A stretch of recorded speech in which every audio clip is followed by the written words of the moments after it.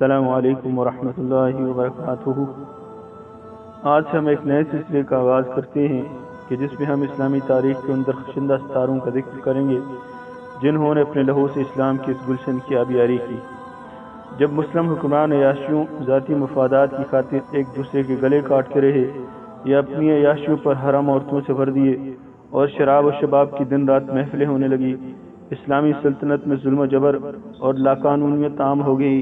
جب دشمن قوتیں اپنی تمام تر قوتوں کے ساتھ اسلامی سرحدوں کو روندنے لگی اور جب مسلمانوں کی جان و مال محفوظ نہ رہے، تو ایسے میں اللہ کے کچھ چنے ہوئے بندوں نے جہاد کا علم بلند کیا اور ایسے مار کے سر انجام دیے کہ آج بھی ان کے قصے اور کہانی کو سن کر لہو گرم ہو جاتا ہے۔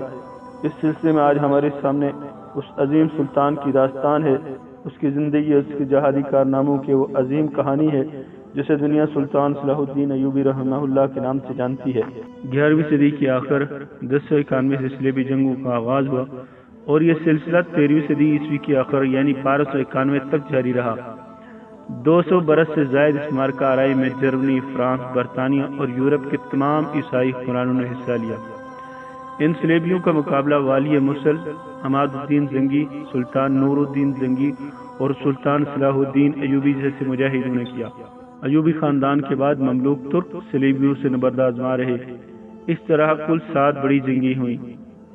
صلاح الدین کا تعلق کرد قوم سے تھا۔ وہ 19 ستمبر 1138 میں تکریت میں پیدا ہوئے۔ اس کا نام یوسف رکھا گیا۔ صلاح الدین نے سلطان نور الدین زنگی کے زیر سایہ تربیت حاصل کی۔ 1160 میں جب صلیبیوں کو صلاح الدین نے مصر سے نکال باہر کیا تو خلیفہ العاضد الدین اللہ نے یوسف کو ملک الناصر صلاح الدین ایوبی کا نام عطا کیا۔ اس وقت صلاح الدین ایوبی کو عمر صرف 22 سال تھی۔ سلطان نور الدین زنگی کی طرح سلطان صلاح الدین ایوبی کو بھی بیت المقدس سے عشق تھا۔ بیت المقدس یہودیوں، عیسائیوں اور مسلمانوں کے لیے خاص اہمیت کا حامل شہر ہے۔ یہودی اسے یوں مقدس سمجھتے ہیں کہ یہاں سیدنا سلمان علیہ السلام نے عظیم الشان عبادت گاہ ہیکل سلمانی بنائی تھی۔ عیسائی اسے اس طرح اہم جانتے ہیں کہ یہاں سیدنا عیسیٰ علیہ السلام نے دعوت و تبلیغ کا سلسلہ جاری رکھا تھا، اور مسلمانوں کے لیے شہر اسی لیے مقدس ہے کہ اس کا قبلہ اول سے سرور کونین رسول اللہ صلی اللہ علیہ وسلم نے سفر معراج کیا تھا۔ جیسا کہ سورہ بنی اسرائیل میں اللہ فرماتا ہے، پاک ذات ہے وہ جو اپنے نبی محمد صلی اللہ علیہ وسلم کو راتوں رات مسجد حرام سے مسجد اقصی تک لے گئی، جس کے ارد گرد کو ہم نے بابرکت بنا رکھا ہے، اور ان کو ہم کچھ اپنے عجائب قدرت دکھائیں۔ بے شک اللہ تعالیٰ سب سننے والا اور سب دیکھنے والا ہے۔ 30 عیسوی میں جب خلیفہ ثانی امیر المؤمنین سیدنا عمر ابن خطاب رضی اللہ تعالیٰ نے بیت المقدس کو فتح کیا، اس فتح کے نتیجے مسلمان اور عیسائی یہاں پر پرامن طور پر رہنے لگے۔ یہودی، عیسائی اور مسلمان دیگر علاقوں سے زیادہ یہاں زیارت کے لیے آتے رہے۔ پھر 1099 میں عیسائی فوجوں نے بیت المقدس پر قبضہ کیا، وہاں کے باشندوں کا بے دردی سے قتل کیا۔ بیت المقدس کی آزادی کے لیے جب صلاح الدین ایوبی نے تلوار اٹھائی تو تمام عیسائی دنیا صلاح الدین ایوبی کے خلاف صفا راہ ہو گئی۔ صلیبی افواج کی تعداد 10 لاکھ سے زائد تھی، جبکہ صلاح الدین ایوبی کا لشکر 40,000 سپاہیوں پر مشتمل تھا۔ صلیبیوں کے پاس جدید ترین اسلحہ تھا اور اہل ایمان کے پاس صرف برہنہ تلواریں تھیں، اور اللہ کی ذات پر غیر متزلزل یقین تھا۔ یہی وہ ہتھیار ہے جن کے بھروسے سے صلاح الدین ایوبی نے 30ویں صلیبی جنگ میں عظیم الشان فتح حاصل کی کہ جس کی سوزش سے آج بھی عیسائی دنیا کے سینے جلتے ہیں۔ زخموں کی اس جلن کو مٹانے کے لیے عیسائی دنیا نے پھر دوبارہ صلیبی جنگوں کا آغاز کیا ہے۔ تازہ مثال افغانستان اور عراق کی جنگ ہے۔ ان صلیبی جنگوں سے نمٹنے کے لیے ایک مرتبہ پھر فاتح اعظم صلاح الدین ایوبی جیسے مجاہد اسلام کی ضرورت ہے۔ بقول علامہ اقبال رحمہ اللہ، نکل کر صحرا سے جس نے روما کی سلطنت کو الٹ دیا تھا، سنا ہے یہ قدسیوں سے میں نے، وہ شعر پھر آشکار ہوا۔ آج سے تقریباً 1500 سال قبل دنیا کے نقشے پر 2 عظیم طاقتیں موجود تھیں، ایک روم اور دوسری ایران۔ موجودہ سیاسی اصطلاح میں اگر کہا جائے کہ یہ دونوں ماضی کی سپر پاوریں تھیں تو یہ بات غلط نہ ہوگی۔ روم پر عیسائیوں کی حکمرانی تھی اور ایران مجوسیوں آتش پرستوں کا مرکز تھا۔ ان کے عقیدے کے مطابق آگ ہر شے کو جلا دینے کی طاقت رکھتی ہے، اس لیے اسے خدا کا درجہ دے رکھا تھا۔ ایران کے تمام چھوٹے بڑے معبدوں میں ہر وقت آگ روشن رہتی تھی اور پجاری بھڑکتے شعلوں کے سامنے سجدہ ریز رہتے تھے اور صدیوں سے مخصوص دعا مانگتے تھے، اے ہمارے معبود، جس طرح تو لازوال و عظیم ہے، اسی طرح اپنے نام لیواؤں کو بھی عزت و جلال عطا کر ہمیں ہمارے دشمنوں پر ایسا غلبہ بخش دے جیسے ذبح ہونے والا جانور بے دست و پا نظر آتے ہیں۔ اہل زمین کے دلوں میں ہماری ایسی ہیبت ڈال دے کہ اس سوتے میں بھی ہم سے خوف زدہ رہے، اور درفش کاویاں کو اتنا بلند کر کہ وہ آسمان کو چھونے لگے۔ درفش کاویانی آتش پرستوں کا مقدس پرچم تھا۔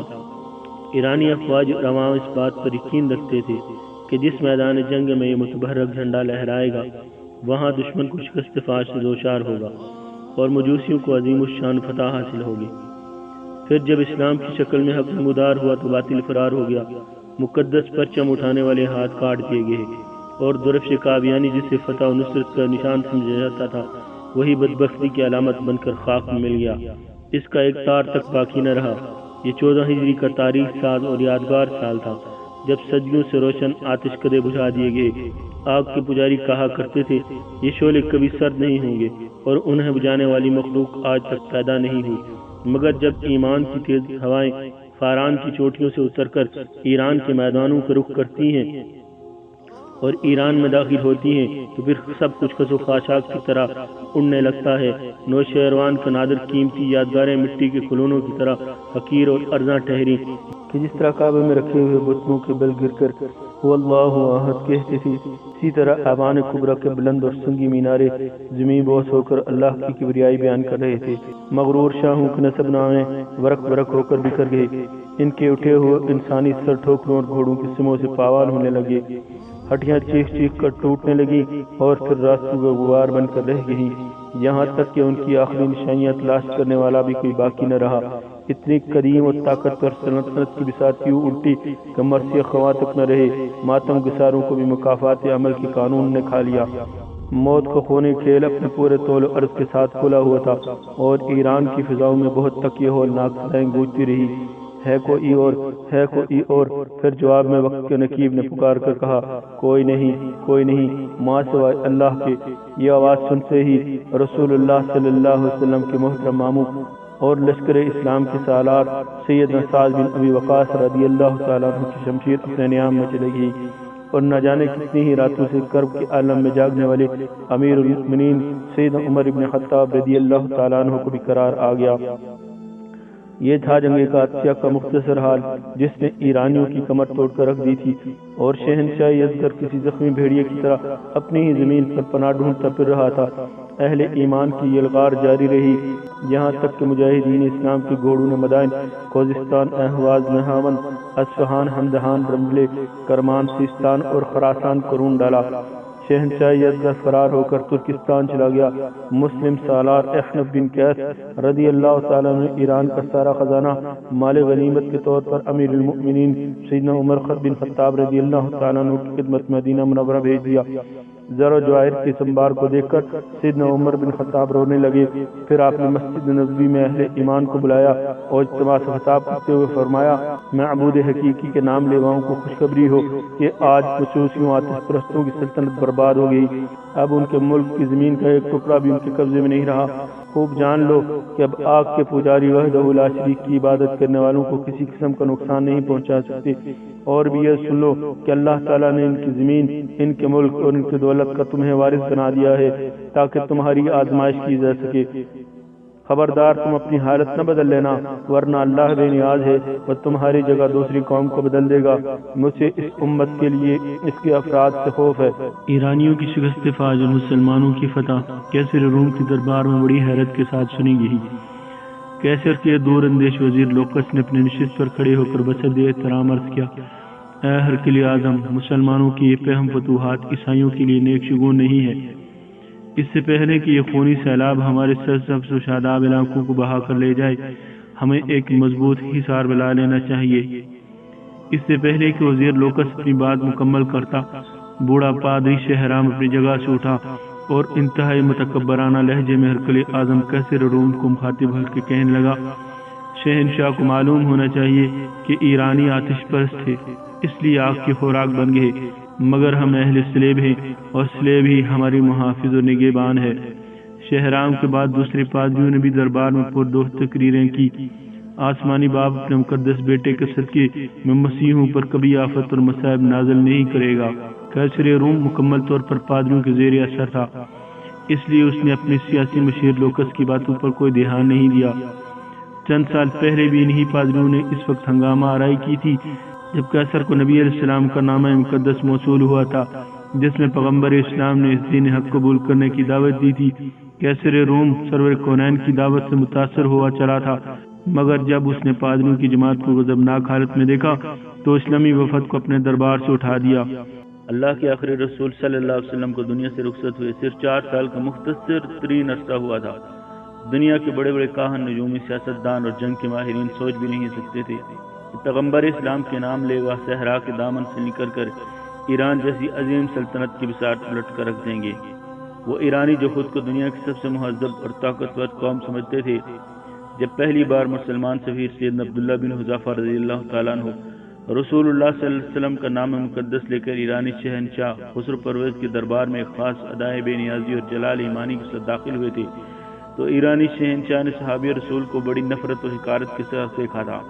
پھر خسرو پرویز نے نام رسول صلی اللہ علیہ وسلم کو چاک کرتے ہوئے پوری عرب قوم کو بڑی انتہائی ذلت آمیز لہجے مخاطب کرتے ہوئے کہا تھا: اے سومسار، چپکلی نما جانور کا گوشت کھانے والو، اے اونٹ کا دودھ پینے والو۔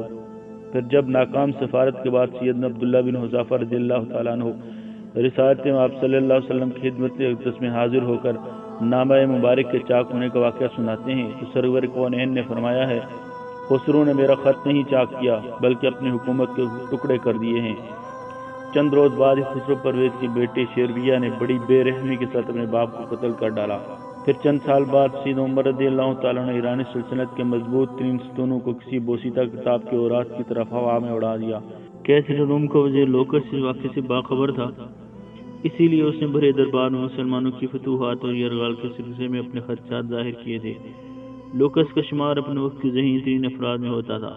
اس کی جاگنے والی آنکھوں نے نوشہ دیوار پڑھ لیا تھا کہ اب مسلمانوں کو رومیوں کی حریف طاقت بننے سے کوئی نہیں روک سکتا۔ یہی وجہ تھی کہ لوکس بار بار قیصر روم کو صورتحال کی سنگینی کا احساس دلانے کی کوشش کر رہا تھا۔ پادری شہرام کے جاسوس محل کے گوشے گوشے میں پھیلے ہوئے تھے۔ جب ان جاسوسوں نے قیصر روم اور وزیر لوکس کی خفیہ ملاقاتوں کی اطلاع دی تو پادری شہرام گہری سوچ میں ڈوب گیا۔ پھر اس نے وزیر لوکس کو سیاسی منظر نامے سے ہٹانے کی تدبیر سوچ لی۔ اس وقت روم عیش پرستوں کا مرکز تھا۔ بادشاہ، وزیر، امیر اور خواص اور عوام رقص اور شرور اور شراب نوشی کو زندگی کا سب سے اہم لازمی جز سمجھتے تھے۔ کیف و نشاط کی زندگی گزارنے پر کوئی قانونی اخلاقی پابندی عائد نہیں تھی۔ اپنے اسی ماحول کے زیر اثر وزیر لوکس بھی کیف و نشاط کا دل دادا تھا۔ پادری شہرام نے اس کی اسی کمزوری سے فائدہ اٹھایا۔ ایک رات جب لوکس خوبصورت عیسائی رقاصہ سوسن کا ہوش اور برخت دیکھ رہا تھا تو مسلسل شراب نوشی کے اثر سے اس کے ہوش و حواس زائل ہوتے جا رہے تھے۔ پھر اسی کیفیت میں لوکس نے سوسن سے رات کا آخری جام طلب کیا۔ سوسن بسط ناز لہراتی ہوئی آگے بڑھی اور اس نے دوسری زرنگار سراہی سے لوکس کا جام لبریز کیا۔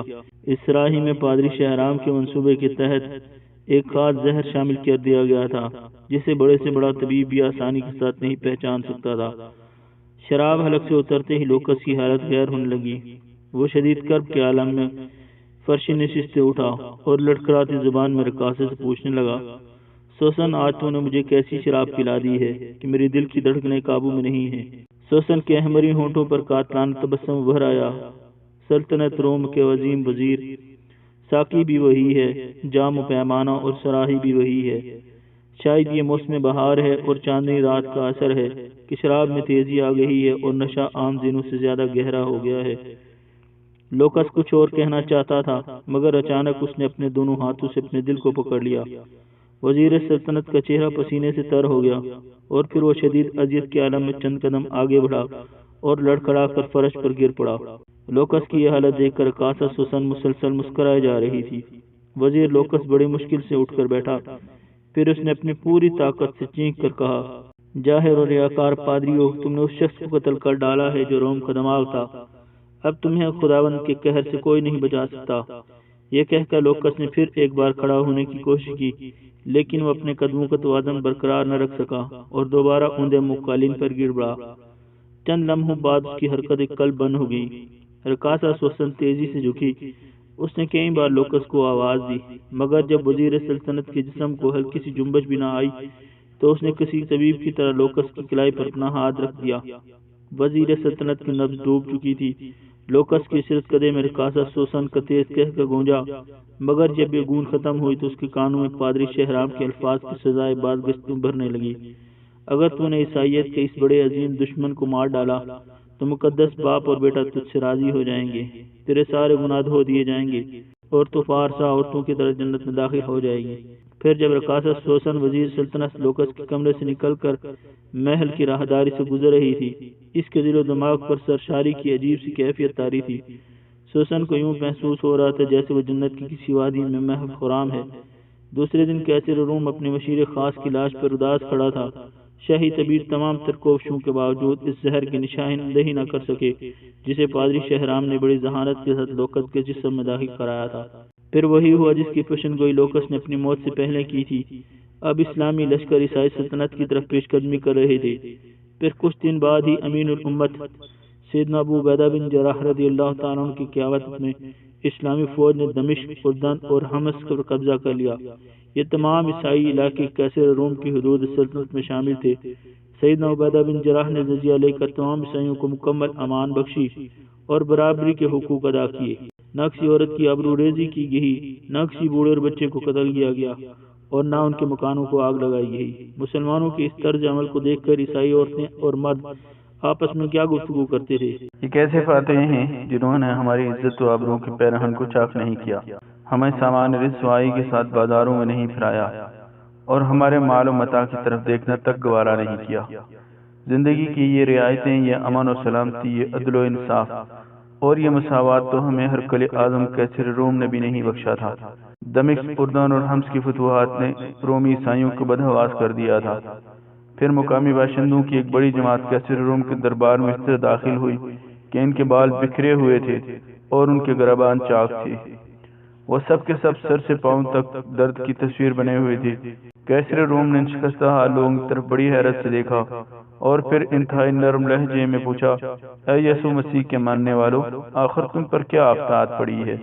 دمشق اور اردن کے عیسائیوں نے رو رو کر کہا، اے ہرقل اعظم، اے عیسائیت کے نگہبان، ہم پر آفات نہیں پڑی بلکہ قیامت ٹوٹی ہے۔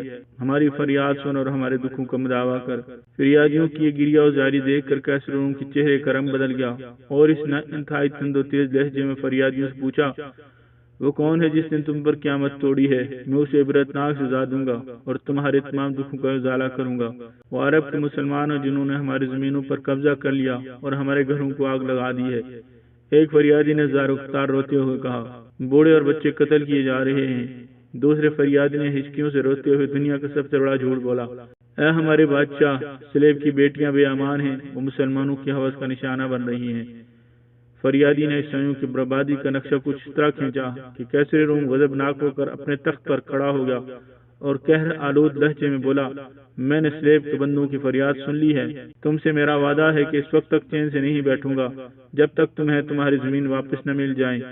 آج سے تم انطاکیہ میں ہمارے مہمان خاص ہو۔ اس وقت انطاکیہ کیسر روم کا دارالحکومت تھا۔ فریادی خوشی خوشی دربار سے چلے گئے۔ مسلمانوں کے سلسلے میں ان کا مکارانہ چال کامیاب ہو گئی۔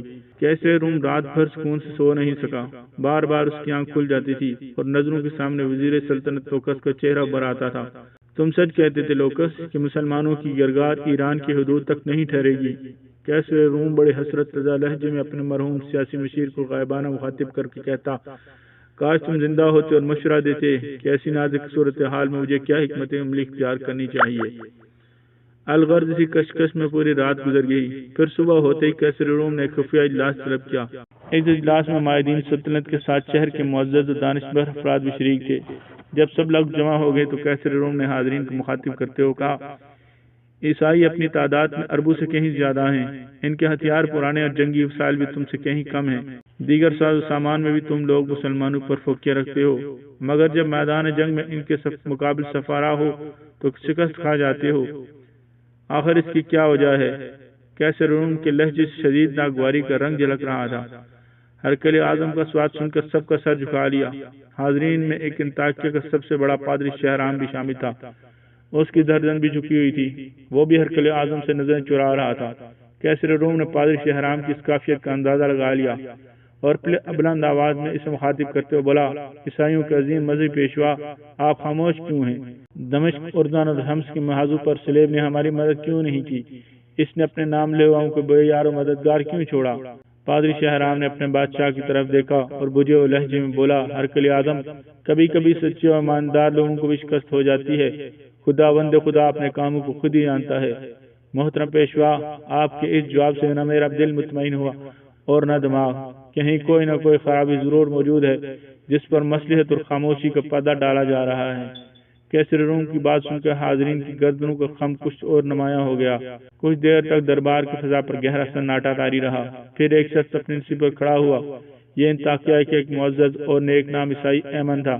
اس نے باوقار لہجے میں کیسر روم کو مخاطب کرتے ہوئے کہا، آپ نے سچ فرمایا کہ ہم میں کہیں نہ کہیں کوئی خرابی موجود ہے جس کی وجہ سے یہ ذلت اور شکست ہمارا مقدر بنی ہے۔ آج میں اس خرابی کو اس مجلس خاص میں سننا پسند کروں گا۔ کیسر روم کے لہجے سے بدستور تلخی جھلک رہی تھی۔ ہرکل اعظم، اس بات کا یقین دلائیں کہ مجھے سچ بولنے کی سزا نہیں دی جائے گی۔